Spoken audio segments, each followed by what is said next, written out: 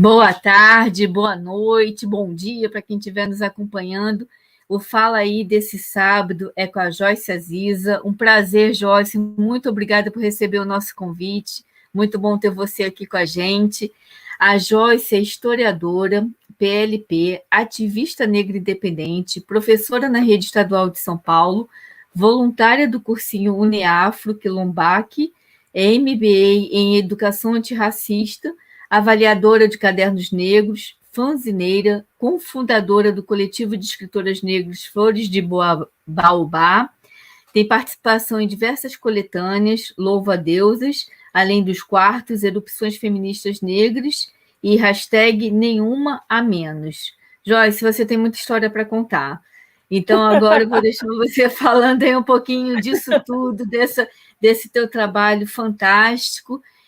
Foi um prazer imenso ter te conhecido, foi através da coletânea, né? Elas e as Letras em Submissão Ancestral, produzida pela Infinita e feita pela Julie Veiga e Aldirene Máximo. Foi um trabalho assim, muito rico. Deixa eu só fazer propaganda um pouquinho desse livro fantástico. É um livro para ter e oferecer, em homenagem às queridas Geni Guimarães, Carolina Maria de Jesus e Conceição Evaristo. Então, os livros ainda estão disponíveis no Brasil e em Portugal. Quem quiser, é um grande presente e tem muitas histórias fantásticas no livro. E a Joyce também participa contando uma dessas histórias. Então, Joyce, fica à vontade que o Fala Aí é com você. Olá, gente. Boa tarde, bom dia, boa noite. Adriana, muito obrigada por esse presente. Fiquei até encantada com a minha apresentação. Que quanta coisa, né? Então, a nossa participação, o nosso conhecimento, né? A pandemia nos trouxe esse presente, nos deu esse presente, na verdade, da gente se conhecer de forma virtual, né? Com Elas e as Letras, que foi um presente também muito grande da Julie poder participar. E também com a Infinita, não somente com Elas e as Letras, mas com a coletânea Mães também, com a Fara, que também é uma graça. Então, a gente já tem história aí. Isso, é verdade. Você também está no Mães, isso mesmo. Vamos caminhando juntas a partir de agora. É verdade, é verdade. Na verdade, eu costumo dizer que tornaram-me escritora, né? Tornaram-me escritora. Eu não me via escritora, né? Embora eu construísse alguns textos, enfim, escrevia a minha narrativa, a minha história, a minha escrevivência, como Conceição Evaristo bem diz, mas eu não me via escritora. É um processo ainda paulatino. Então, eu digo que tornaram-me escritora. Então, essas pessoas que me convidam, como você fez agora, né, Adriana, para dividir um pouco do que eu sou, como a Fara, como a Julie, como Cadernos Negros também, que são essas pessoas que acreditam na minha voz, né, no caso. Então, eu falo que essas pessoas tornaram-me escritora. Então, fazer parte do coletivo Flores de Baobá também é uma construção de Joyce escritora.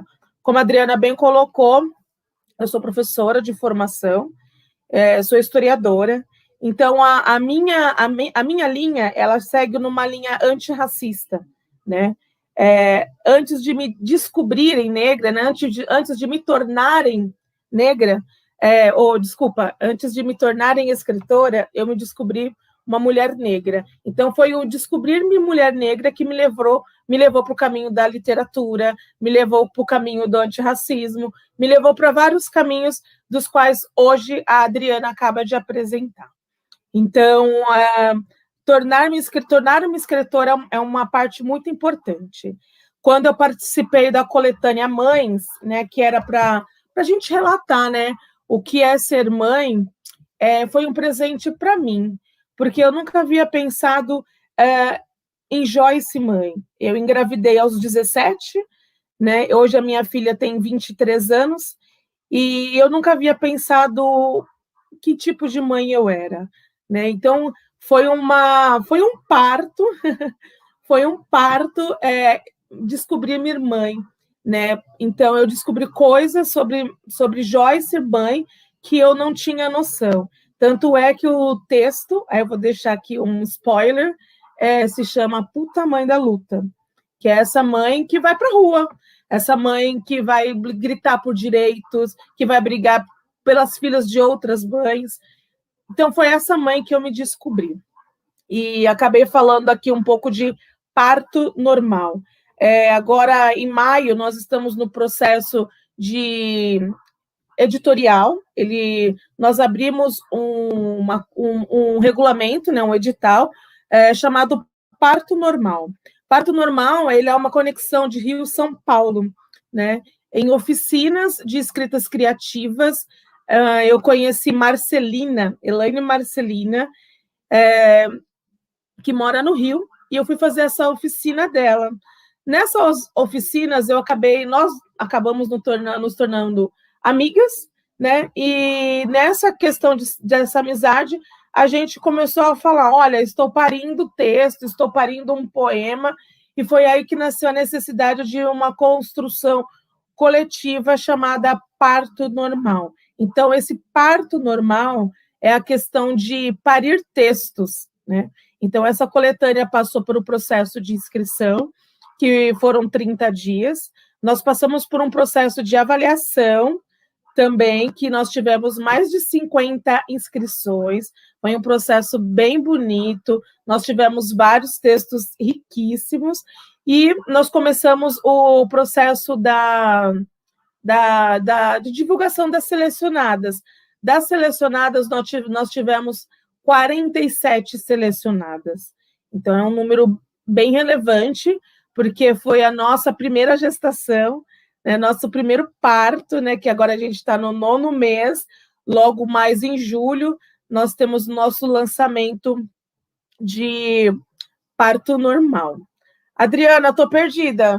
O que mais que eu posso falar? Não, a ideia era essa mesmo, você falar da coletânea Parto Normal, que eu achei fantástico o projeto, e é muito importante, né, como a Fara, como a Júlia, como tantas outras, né, como eu mesma, a gente unir essas mulheres em coletâneas, nesses movimentos que a gente vai criando essa rede de contatos, de conhecimento. Então, é uma forma muito grande de dar voz, né, e ganhar espaço também para determinados assuntos, para determinados... e nem só assuntos, mas a autora também, ela conviver e conhecer outras autoras, né? É o que eu sempre falo, a gente é autora porque a gente também lê muito.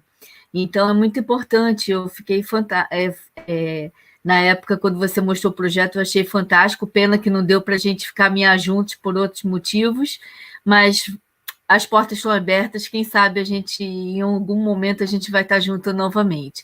E a ideia era essa, Joyce, eu fiquei fascinada pelos teus textos, pelo trabalho que você faz, né, na montagem da coletânea Mães da Fara Serra, na montagem do Submissão Ancestral, eu leio todos os textos de todas as autoras, das coletâneas que eu faço também, então eu vou me fascinando cada vez mais por esse universo tão rico de mulheres tão poderosas, tão fortes, tão guerreiras, e você é uma delas.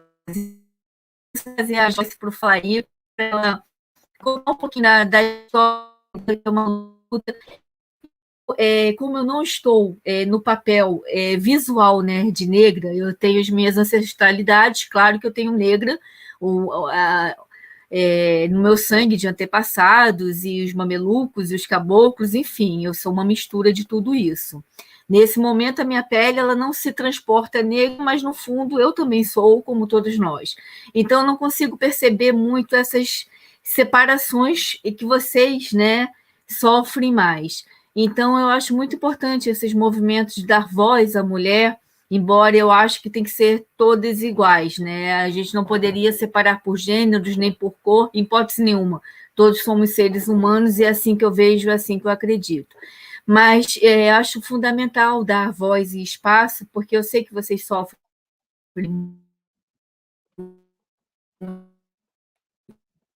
Travou aqui para mim, não sei se é a minha internet. Fez um pouco mais, prova não, oscila um pouquinho, mas a gente vai indo. Então, eu queria que você contasse um pouco desse trabalho que você faz. Tá, vamos lá, então. Como eu bem coloquei aqui, e a Adriana também ressaltou, eu trabalho com recorte, uma educação antirracista, né? Então, o meu papel, não só dentro da escola, mas nos lugares onde eu percorro, a minha escrita é uma escrita antirracista, né? Então, eu tenho esse papel de desconstrução, né? Esse trabalho didático que eu faço na escola. Por exemplo, na escola, a gente não pode falar que a escola é neutra, é um lugar que não seja racista, né? A escola, como diz Pierre Bourdieu, ela também internaliza tudo que a sociedade transmite. Então, a escola é um meio racista, e bastante, né? Então, o meu papel é tirar um pouco essa, vamos dizer assim, que nos ensinaram errado, essa descolonização, vamos descolonizar essa questão do pensamento, né? Porque nos ensinaram muita coisa errada, né? E então a gente tem esse papel de ensinar esses jovens que estão em processo de formação irem nesse caminho antirracista. Então eu começo dizendo uma fala que eles falam muito, né? Que a gente ouve muito, né? Ai, professora, mas eles acham o cúmulo, né? As pessoas cometerem um ato racista, mas eles falam, mas somos todos iguais. De fato, nós somos iguais em direitos. Todas as pessoas são iguais de direitos. Se a gente tivesse aqui as duas telas agora, nós íamos colocar eu e a Adriana, nós somos duas mulheres, mas nós somos duas mulheres bem diferentes. Nós temos o mesmo direito lá, vamos dizer, enquanto coletânea, nós temos o mesmo direito, de 3 laudas, de ter o seu texto publicado, de receber os 3 exemplares, mas as nossas histórias, elas percorrem mundos diferentes. Então, aí eu coloco, nós não somos iguais, nós temos direitos iguais. Por que que nós não somos iguais? Desde o processo escravagista, os negros, os meus ancestrais, eles não eram, eles foram destituídos de humanidades, eles não eram vistos como humano. Então, eles tiraram a humanidade, ainda assim, né? Tiraram a humanidade das pessoas negras, colocando elas no papel de objeto. Então, quando a gente fala que a gente é igual ao negro, a gente precisa fazer essa leitura, essa descolonização, porque é uma forma do racismo institucional aqui no Brasil, que é o racismo que mais deu certo, da gente acreditar de verdade que nós somos iguais. Nós não somos. Então, olha só, nesse processo escravagistas, o negro ele foi destituído de humanidade. Ele não podia nem falar, ele não podia ter direito a nome. Por quê? Quando os africanos que foram sequestrados lá do continente africano, eles tiveram que ser rebatizados. Não é que eles tiveram, né? Os portugueses rebatizaram os africanos aqui no Brasil para eles não se misturarem com os povos que eles eram originários. Então, a gente foi tirado tudo da gente, foi tirado o nome, foi tirado a roupa. Olha só, um detalhe tão pequeno para a gente hoje, mas que faz toda a diferença. Então, a gente já parte desse princípio, que aí eu falo para os alunos, olha, a partir desse momento que nós falávamos errado, é uma coisa, né? A partir do momento que a gente conhece agora, o conhecimento liberta. Então, a gente não comete mais esse erro. Tá? Então, falar que a gente é tudo igual é colocar a gente num patamar que parece que a gente não sofreu esse processo de escravização. E se a gente for parar e fazer uma matemática aqui, nossos antepassados, né, eles foram escravizados durante quase 400 anos. E se a gente pôr na balança, não tem 200 anos que a Lei Áurea foi assinada. Então, a gente precisa tomar um cuidado, porque esse processo não tem 150 anos, né, que aconteceu esse processo de libertação. Então, a gente precisa fazer essa leitura de que, quantos antepassados nossos passaram por esse processo de desumanização. Não só de desumanização, aí no processo de educação, depois da Lei Áurea, os negros eles não foram inseridos nas sociedades, eles foram excluídos, eles não puderam frequentar as mesmas escolas. E existe uma lei, essa lei a gente pode pesquisar depois, e ela existiu que os negros não podiam frequentar as mesmas escolas que os brancos. Então, a gente não era considerado igual. mesmo depois da libertação, né? Então, o processo educacional, ele, embora as pessoas falem assim, os negros têm menor conhecimento, menor isso, menor aquilo, mas ninguém se recorda, porque a história só foi contada pelo opressor, ninguém se recorda que a escravização, ela teve um processo de resistência, e esse processo de resistência, ele começou já durante o tráfico negreiro, né? Então, durante o tráfico negreiro, algumas pessoas optaram pelo suicídio. O suicídio era uma forma de resistir à escravidão naquele momento. Outra forma de resistir à questão da escravização eram as fugas, né, que se construíram os quilombos, né? E a questão também de rotas de fugas, que são as tranças, né? As pessoas achavam que os negros não tinham conhecimento, que ficavam sendo escravizados e não resistiam. Lê do engano, né? Então, durante esse processo na senzala, as pessoas que fugiam, elas voltavam para a senzala, construíam as tranças, né? Faziam as tranças nos cabelos, e, na verdade, as tranças serviam como mapa. Então, aquilo era a rota de fuga. Então, não era à toa, não era simplesmente uma beleza estética, era um mapa de fuga, então as pessoas conseguiam fugir por essas questões. Existia uma outra questão também, que é de resistência, aí a gente pode falar da resistência escrita. Muitos aprendiam a ler, a escrever na língua do seu opressor, para passar para os seus povos, né, para os seus descendentes, para as pessoas que estavam ali junto com eles, para a gente aprender a língua do opressor e saber como lidar com o opressor e até mesmo fugir. E quando a princesa Isabel foi obrigada a assinar a Lei Áurea, porque existia um acordo com a Inglaterra depois da Revolução Industrial, que a Inglaterra queria expandir o seu império, né, de indústria, por isso que a princesa Isabel é obrigada, né, a assinar a Lei Áurea. Nesse processo já haviam muitos negros já não mais livres, né, libertos.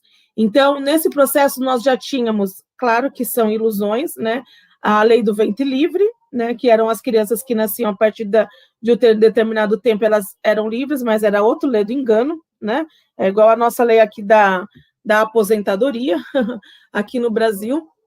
E a lei do sexagenário. Era muito difícil algum negro chegar em 60 anos.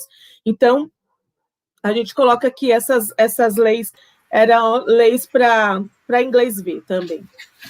Então, oi? Tá, vou continuar. Então, nesses processos nossos antepassados já estavam nesse processo de resistência, e não só isso, dentro dos quilombos, nossos antepassados, eles ensinavam a cultura de cada um. Então, depois, pós-abolição, os negros já estavam aprendendo a ler, já aprendiam a ler, já tinham escolas, só que não eram reconhecidas pelo mundo do homem branco. Aí eu falo homem branco mesmo, porque nem as mulheres naquele período eram vistas como, não vou falar como pessoas, que seria até demais, mas não era vista como importante, que as mulheres brancas eram vistas assim. Então, surgiu também, até na década de 70 mesmo, os blocos afros na Bahia, com questão de resistência mesmo. E não era só uma questão de carnaval. Os blocos afros, eles têm uma resistência cultural e educacional, e até o Ileaie, acho que eu tenho esse livro aqui pertinho, está ali. O Ileaie, eles formaram cadernos de educação que faziam. Então, antes da Lei 10.639 ser aprovada, o Ileaie já vinha com essa questão de uma educação antirracista, né? Olha só, década de 70, né? Aí vem o teatro negro, o movimento negro, vem todas essas outras questões, e a lei só é aprovada por conta de ações sociais, né? Em 2003. 2003. E então, se a gente olhar bem, olha quanto tempo nós tivemos que lutar para a gente ter a gente falar por nós, né? Então, essa questão ela é muito importante, a gente descolonizar o nosso aprendizado, porque nós tivemos com o objetivo mesmo de que a história do negro fosse apagada, né? Então, a gente precisa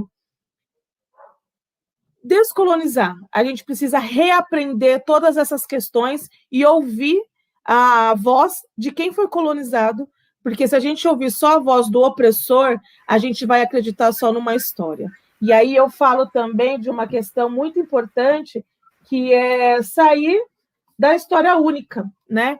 Que é o perigo da história única. Chimamanda, ela é uma nigeriana e ela coloca bem essa questão de que se a gente continuar só mesmo escutando uma história, a gente vai repetir os mesmos estereótipos, os mesmos crimes, as mesmas histórias. Então, a gente precisa escutar a voz de outras pessoas, nesse caso, de quem foi escravizado. Nessa linha mesmo de literatura, eu comecei o meu ramo, né, de leitura com Sidney Sheldon e Agatha Christie. A minha mãe fazia essas leituras no banheiro e eu dava uma fuçada e acabava lendo todos os livros. Só que para mim era sempre uma leitura branca, né? Eram umas linguagens que eram histórias de amor que eu nunca ia viver, né? Eram histórias com neve, história com riquezas, enfim. E era um mundo muito diferente do qual eu vivo. A minha descolonização literária veio com a leitura de Americana, que também é de Chimamanda. Então, foi a minha primeira leitura de uma história com personagens negros. Então, eu tive que descolonizar a minha leitura, porque eu tinha que imaginar pessoas negras, porque eu só tinha a imagem de pessoas brancas. Eu tive que descolonizar o meu processo de fala, de sotaque, que pensa que eu falo inglês, né? Da leitura inglesa para um outro dialeto, Yorubá. Então, essa leitura de Chimamanda, para mim, foi um divisor de águas. Foi a partir daqui que eu comecei a fazer uma leitura, não só leitura negra, mas uma leitura de mulheres. Então, aqui, ainda nessa questão de leitura, vou indicando aqui vários livros aqui, que é de uma amiga minha, Catita Morada, que é a questão de leitura de mulheres negras.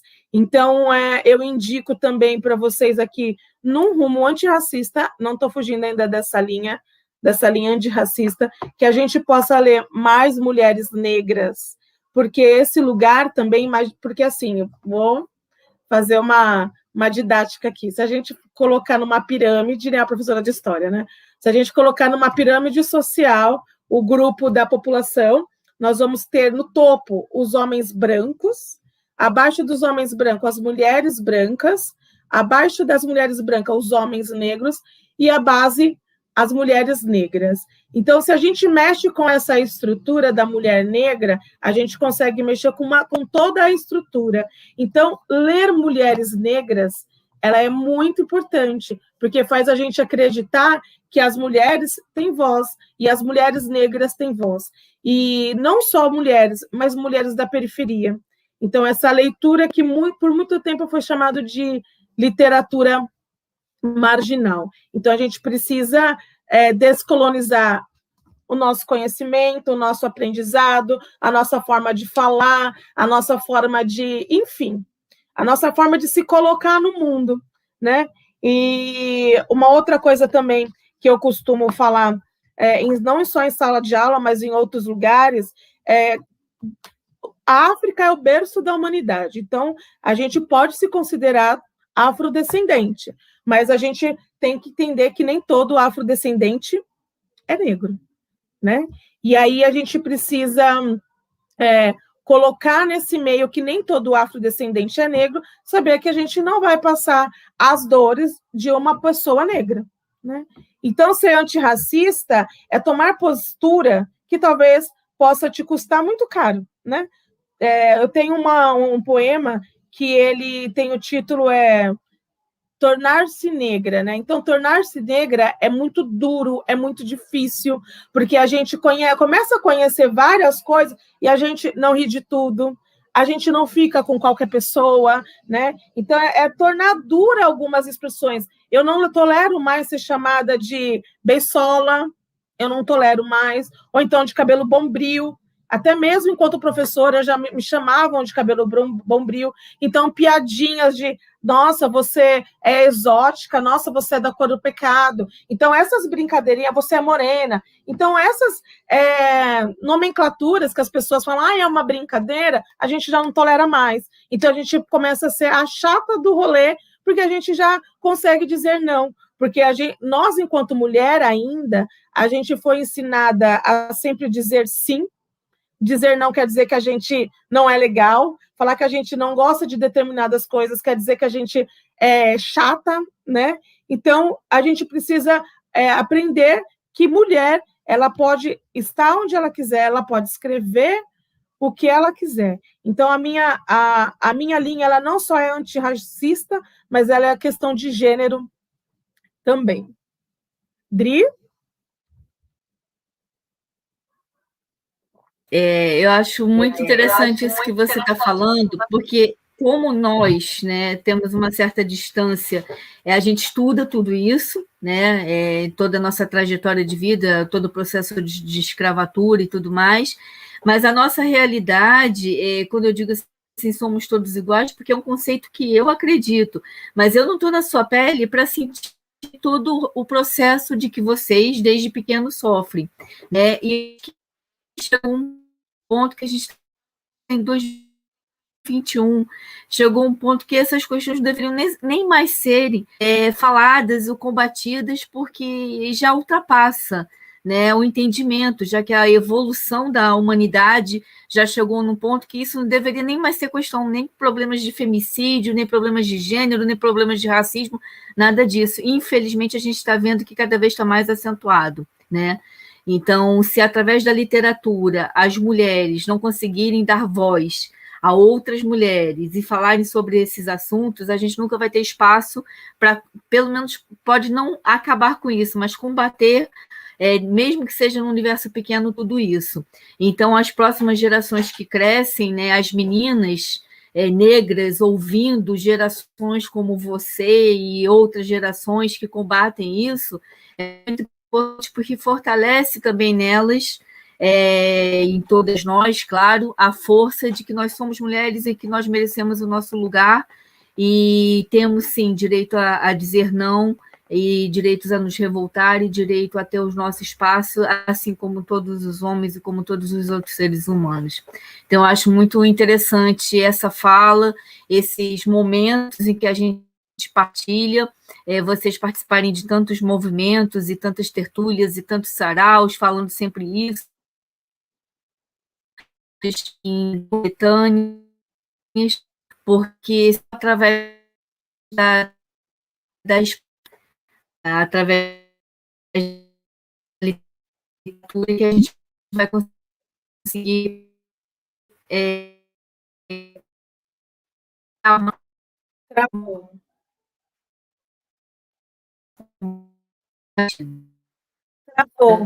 Travou.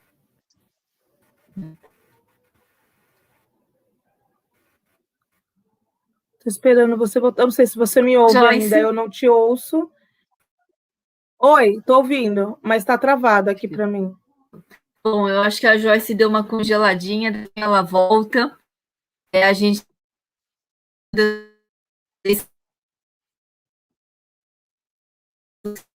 são de internet durante esses tempos, mas eu não sei quem é que travou aqui, mas eu acho que é muito importante isso tudo que você está falando. Quanto mais vocês tiverem esse espaço para dar voz, e você nas salas de aulas e nos circuitos literários, manter essa sua expressão, essa sua força, essa sua garra, eu acho que contribui muito até para esclarecer nós que estamos aqui também aprendendo sempre. Então, só quero te agradecer por esse momento. O final é seu, a gente está realmente com probleminha de internet, chega esse horário, começa a ficar meio complicado, mas se quiser fazer uma leitura, quiser falar mais alguma coisa, só tenho que te agradecer por esse momento, por você estar aqui com a gente, e muitos outros virão também. Então, muito obrigada, em nome da Cris, em meu nome, da Infinita, do Ser Mulher Arte, obrigada por você estar aqui com a gente.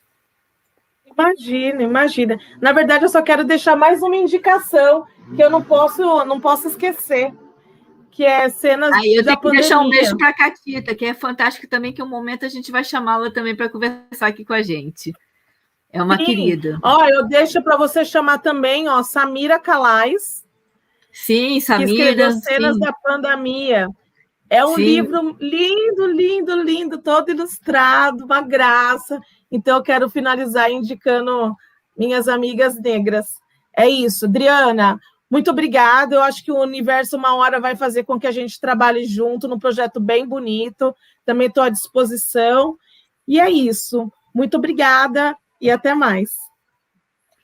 E eu estou contando mesmo com isso. Já estou começando com as parcerias com o pessoal do Cordel. E agora essas mulheres negras maravilhosas, a Samira, a Catita, você, tem que juntar também para a gente fazer uma ponte aqui entre Brasil e Portugal e expandir um pouco mais esse conhecimento de vocês.